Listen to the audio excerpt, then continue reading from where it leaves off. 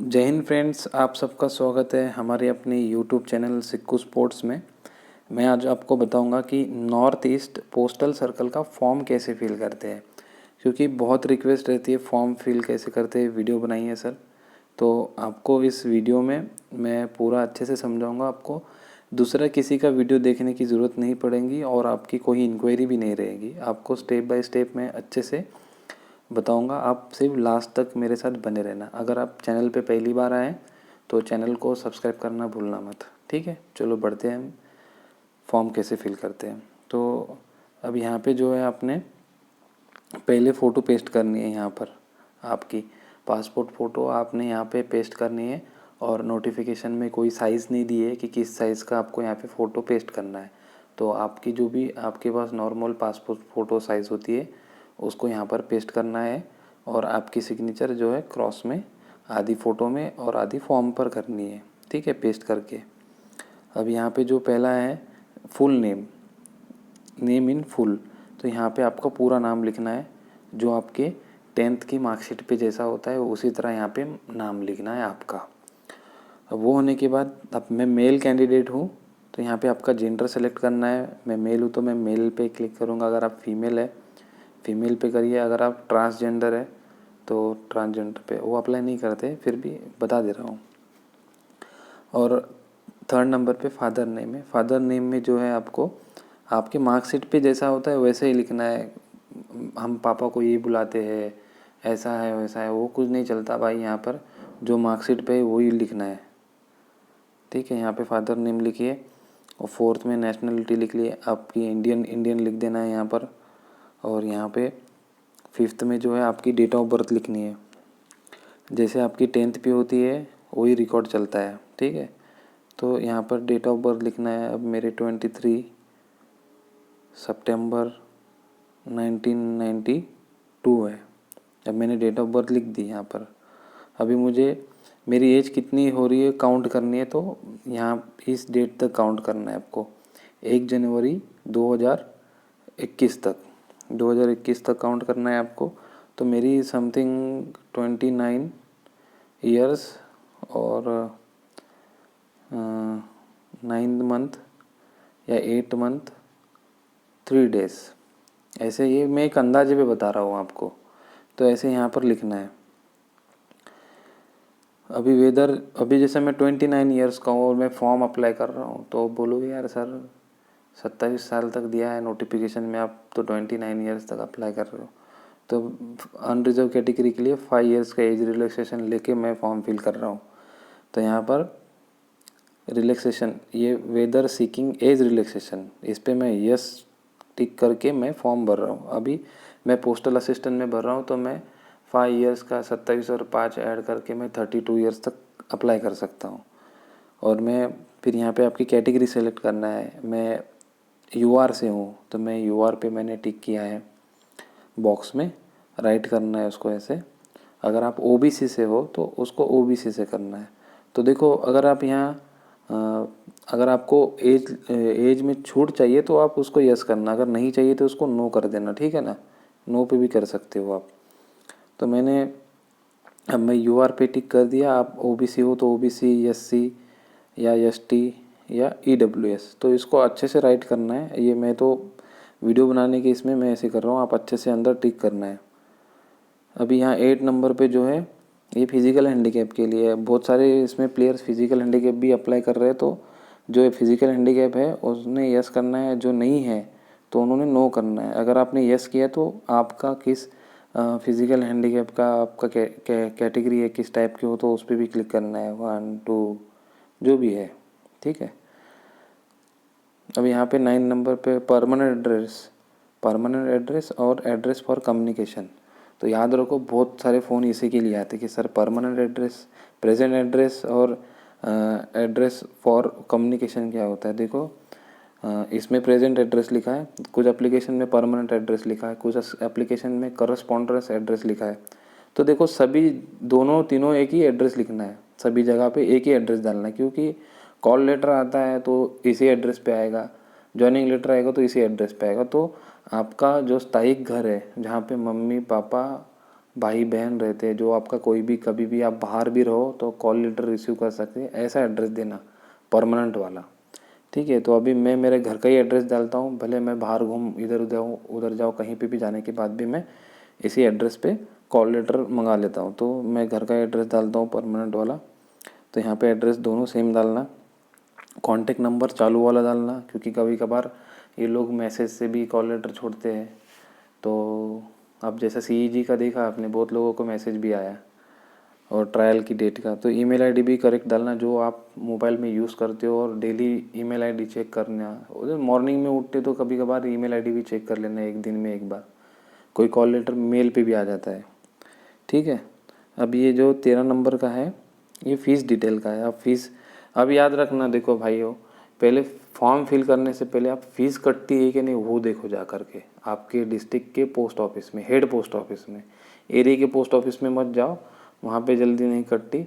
आप डिस्ट्रिक्ट के head post office में जाओ, वहाँ पे जा कर के पूछो कि नॉर्थ ईस्ट पोस्टल सर्कल का सर फीस चालान है 100 रुपये का, वो कट पाएगा क्या? वो बोले अगर हाँ कट जाएगा, चालू है तो आप काट लेना। ठीक है, तो यहाँ पर 100 रुपीज़ लिखना है। नेम ऑफ पोस्ट ऑफिस, वो रिसिप्ट पे पोस्ट ऑफिस का नाम लिखा होता है, और रिसिप्ट नंबर भी उस रिसिप्ट पे लिखा होता है, और जिस दिन पेमेंट कटती है वो रिसिप्ट पे डेट भी होती है, वही डेट डालनी है, और जो रिसिप्ट मिलेगी आपको यहाँ पेस्ट कर देनी है। ठीक, अभी यहाँ पे अब एजुकेशन का आता है। अब यहाँ 10th के इसमें आपने पासिंग ईयर डालना है, जो आपने 10th में पास किया था, 2008, 10, 12, 11 जो भी है। मार्क्स कितने मिले थे वो यहाँ लिखने हैं, परसेंटेज जो भी यहाँ लिखने हैं, परसेंटेज जितने मिले, बोर्ड का नाम यहाँ लिखना है। अब 12th का भी सेम ही है, पासिंग ईयर लिखना है, और मार्क्स कितने मिले वो यहाँ लिखना है, और परसेंटेज कितने मिले वो यहाँ लिखना है, और यहाँ पे आपके बोर्ड का नाम लिखना है। अगर आपने ग्रेजुएशन किया है, ये मैंडेटरी नहीं है 16 वाला, ग्रेजुएशन नहीं किया है तो इसको भाई ऐसे डैश कर दो, सिर्फ ऐसे। ठीक है, अब जिसने किया है उसने यहाँ पे पासिंग ईयर डालना है, मार्क्स ऑब्टेन कितने मार्क्स मिले फाइनल रिजल्ट में। ठीक है, फाइनल मार्कशीट के इसमें मार्क्स ऑब्टेन होते हैं, और यहाँ पे परसेंटेज लिखना है, और यहाँ पे यूनिवर्सिटी का नेम। अब एडिशनल सर्टिफिकेट लगाना है, किसी का डिप्लोमा होता है या कुछ PG होता है, जो भी हो यहाँ लिख सकते हो आप। तो अगर नहीं है तो उसको नो भी नहीं, ऐसे कर देना, सिर्फ डैश। ठीक है, ब्लैंक मत छोड़ना। सिर्फ 10th पास है तो इसको भी ऐसे कर देना। अब ये 18 वाला जो है, if you have studied mandatory language for state past in which applying up to 10th standard. तो ये देखो, अगर आप पोस्टमैन और MTS में अप्लाई कर रहे हो तो लोकल लैंग्वेज से अगर आपने सब्जेक्ट पास किया है, जो लोकल लैंग्वेज जो नोटिफिकेशन में मैंने बताए हैं, तो अगर आपने किया है, जो मेजो लैंग्वेज है, बंगाली है, फिर और आई थिंक 1-2 लैंग्वेज है, उस लैंग्वेज से अगर आपने पास किया है तो उसको यस करना। अभी मैं तो महाराष्ट्र से हूँ, मैंने हिंदी और मराठी से पास किया है, तो मैं इसको नो कर दूँगा। नो करके मैं, क्योंकि मैं पोस्टल असिस्टेंट में ही अप्लाई कर रहा हूँ, अगर आप पोस्टमैन और MTS में अप्लाई कर रहे हो तो इसको यस करके आप भर सकते हो, अगर आप लोकल के हो वहाँ के। तो अभी 19 वाला है कंप्यूटर का सर्टिफिकेट का, तो मेरे पास नहीं है कंप्यूटर का सर्टिफिकेट, तो मैं नो कर दूँगा। और इन्होंने यहाँ B में बोला है कि अगर सर्टिफिकेट नहीं है, आपने अगर 10th या 12th या हायर एजुकेशन में आपने कंप्यूटर सब्जेक्ट से पास किया है तो इसको यस करना। अब मैंने वो भी नहीं किया है तो मैं इसको नो कर दूँगा। ठीक है, और यहाँ पे अभी जो आपके पास कंप्यूटर का सर्टिफिकेट नहीं भी है तो इसको नो करके आप क्या करना, फॉर्म फिल करना, क्योंकि तमिलनाडु पोस्ट सर्कल में बहुत सारे लोगों का ज्वाइनिंग भी हुआ है जिसके पास सर्टिफिकेट नहीं है। ठीक है, अभी यहाँ पर जो है, पर ज्वाइनिंग के पहले देना पड़ता है, एक बार याद रखिएगा, तो आप लगा लेना सर्टिफिकेट कोर्स का। अभी यहाँ पे जो है गेम लिखना है आपका, स्पोर्ट जो भी है, मैं फुटबॉल से तो फुटबॉल लिखना है। अब ये सेकंड वाले में जो है, यहाँ ये बोल रहा है कि जो name of the position, weight category for which applicant send, please refer sport disciplines mention in annexure 3, clearly indicate discipline position indicate only if weight category एपेबल इन स्पोर्ट डिसिप्लिन। जहाँ ये क्या है, जो वेट वाले हैं, बॉक्सिंग हो गया, वेट लिफ्टिंग, पावर लिफ्टिंग, तो इनका कैसा वेट कैटेगरी का ये होता है कंपटीशन, तो उन लोगों के लिए तो यहाँ पे आपका जो भी है बॉक्सिंग है, किस वेट से खेले हो, और यहाँ पे आपको डिटेल लिखनी है। ठीक है, तो अब हम बॉक्सिंग से तो नहीं है, वेट लिफ्टिंग नहीं है, कुछ नहीं है, तो हम यहाँ पे नो कर देंगे, सीधा सीधा इसको हम नो लिख देंगे। अब आगे बढ़ेंगे हम ए की तरफ। अब ये में लिखा है कि आपने whether you have been represented the country in on international competition with the clearance of Department of Youth Affairs and Sports Government of India. If yes, तो यहाँ पे मेंशन करना, अगर इंटरनेशनल खेले हो आप, अगर पार्टिसिपेंट भी है आपका इंटरनेशनल, तो आपने यहाँ पे आपका जो भी अपने सर्टिफिकेट पे डिटेल होती है वो सारी यहाँ पे डालनी है। कौन सा टूर्नामेंट था, कहाँ पे हुआ था, किस तारीख से, और कब ख़त्म हुआ, और आपने फिर वहाँ पे पार्टिसिपेंट किया तो पार्टिसिपेंट लिखना है, मेडल है, विनर, रनर, थर्ड पोजीशन, तो वो लिखना है। ठीक है, अब बारी आती है बी वाले की। अब ये बी वाला और ये पूरा सेम है। ठीक है, तो अब इसको पढ़ेंगे हम। Whether you have been represented a state UT senior और junior level national championship organized by National Sport Federation and recognized by Department of Youth Sports Affairs। ठीक है, फिर यहाँ लिखा है game organized by Indian Olympic association have won medal और position up to third place. देखो भाइयों, ये जो है जिसने सीनियर और जूनियर नेशनल में मेडल लिया है, फर्स्ट सेकंड थर्ड, तो उन्हीं ने यहाँ पर अपना डिटेल डालनी है। अगर मेरा फॉर एग्जांपल दे रहा हूँ, सब आपको समझने के लिए मैं एग्जांपल में बता रहा हूँ। तो यहाँ पर समझो फॉर एग्जांपल मैंने सीनियर नेशनल में मेरा विनर का सर्टिफिकेट है, तो मैं यहाँ पर यस करूँगा, यस, और मेरा जो भी मेडल का सर्टिफिकेट है मैं यहाँ लिख दूँगा। ठीक है, 64th senior national championship Santosh trophy held at Bhopal from 2 सितंबर, ऐसे डेट डाल दूंगा और यहाँ लिख दूंगा विनर, स्कोर पोजीशन विनर, तो ये डिटेल रहेंगी। तो ये याद रखना, ये विनर जो सर्टिफिकेट होते हैं सीनियर जूनियर नेशनल के, उसके लिखना है, और वो भी फेडरेशन वाले।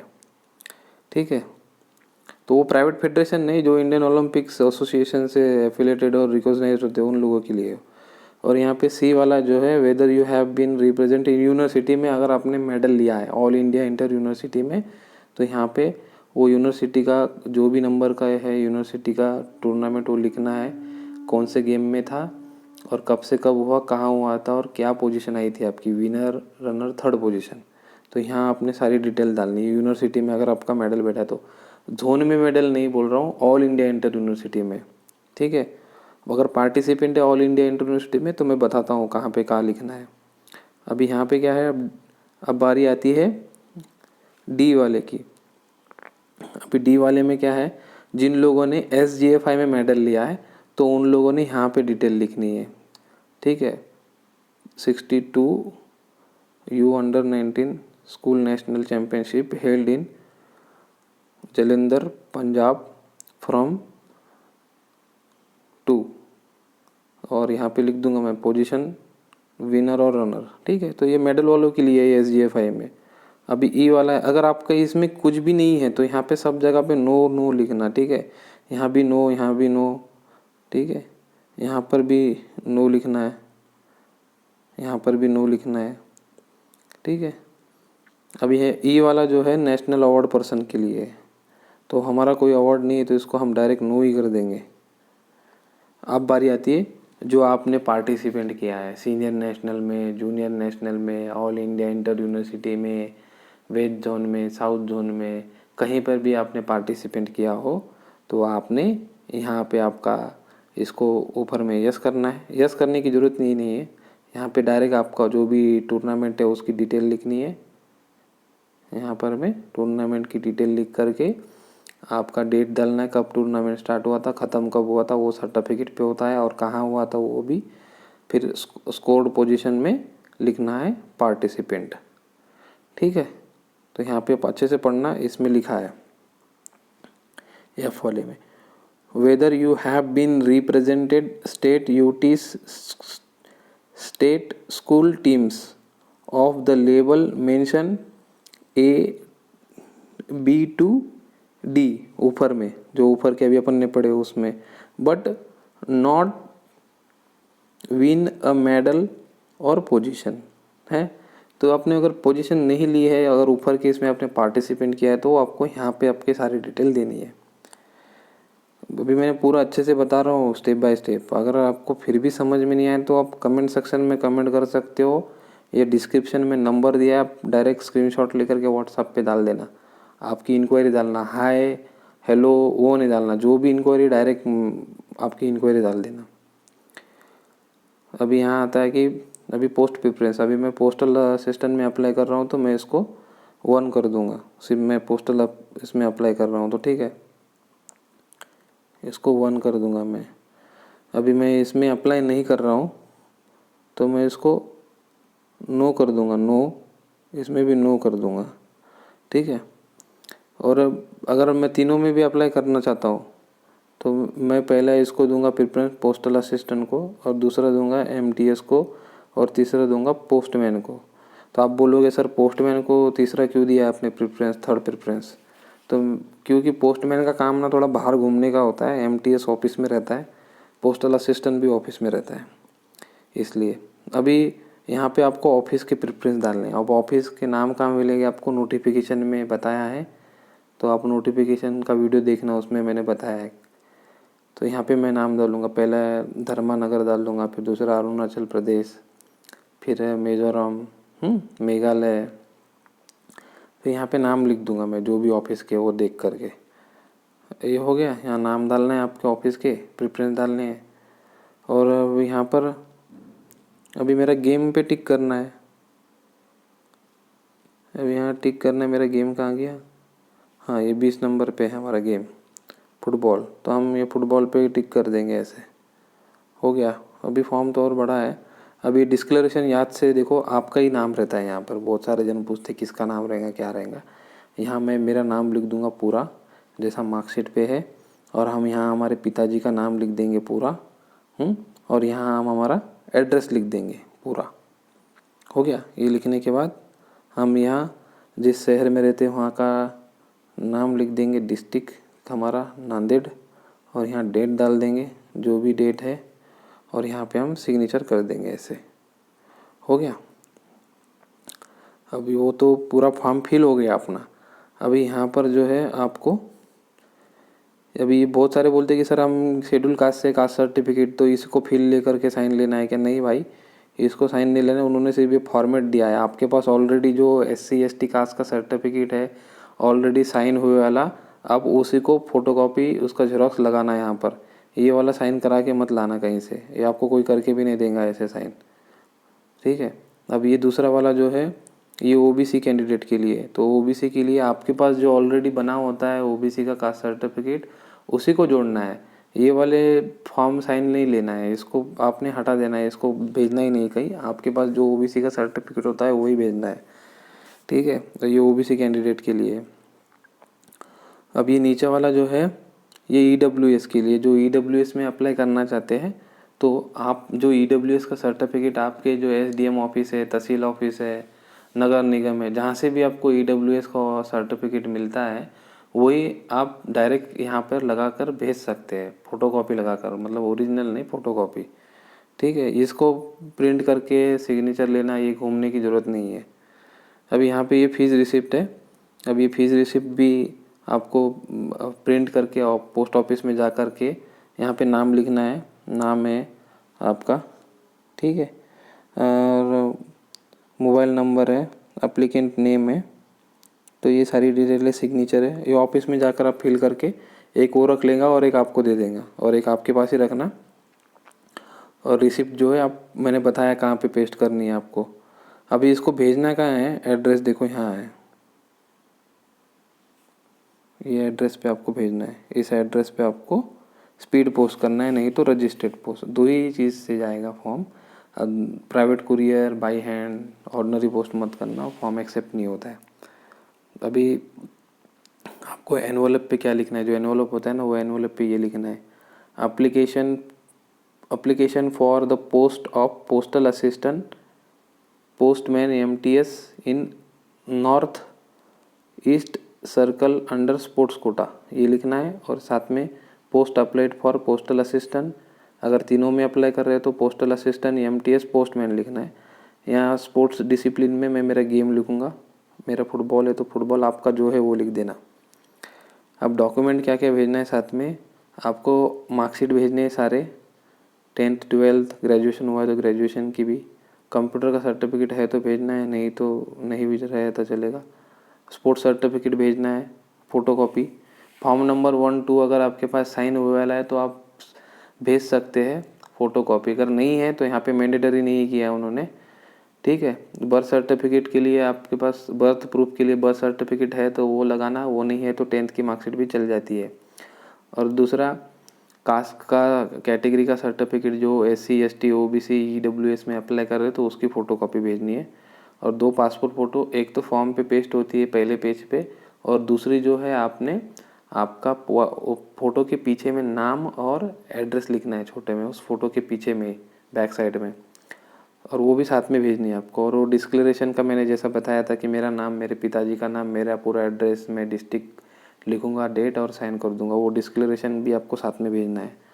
और अगर आपने नाम चेंज किया है तो उसका भी प्रूफ आपको जोड़ना पड़ेगा। आप PWD कैंडिडेट है, मतलब फिजिकल हैंडीकैप है, तो आपको उसका सर्टिफिकेट की फ़ोटोकॉपी भेजनी पड़ेगी। यहाँ पर आपको कोई चीज़ ओरिजिनल नहीं भेजनी है, सिर्फ आपको ओरिजिनल फीस रिसिप्ट पेस्ट करके भेजनी है, बाकी सारे फ़ोटोकॉपीज़ जेरॉक्स लगा के भेजनी है। अभी मैंने आपको पूरा अच्छे से स्टेप बाय स्टेप पूरा बढ़िया बताया है। अगर आपको फिर भी समझ में नहीं आया तो आप कमेंट सेक्शन में कमेंट करके मुझे पूछ सकते हो, नहीं तो डिस्क्रिप्शन में नंबर दिया है, आप डायरेक्ट व्हाट्सएप पे मुझे मैसेज भी कर सकते हो। हाय हेलो मत भेजना, डायरेक्ट जो भी आपकी इंक्वायरी है वो मैसेज कर देना, मैं उसका रिप्लाई आपको दे दूँगा, ठीक है। अगर आप चैनल पे पहली बार आए तो चैनल को सब्सक्राइब करना भूलना मत। अगर वीडियो पसंद आई है तो लाइक करना ज़रूर। और डिस्क्रिप्शन में मैंने सोशल मीडिया के लिंक दिए, टेलीग्राम ग्रुप का लिंक दिया है, जाके ज्वाइन कर लेना। और इंस्टाग्राम की ID दी है, अगर आपने फॉलो नहीं किया तो फॉलो भी कर लेना। और बाकी भी वीडियोस है दूसरे स्पोर्ट्स कोटा के, तो वो भी एक बार आप हमारे चैनल में जा कर के चेक करना, नहीं तो डिस्क्रिप्शन में भी लिंक दिया है, वहाँ से भी चेक कर सकते हो, ठीक है। Thank you for watching my video. अब मैं मिलूँगा आपको नेक्स्ट वीडियो में।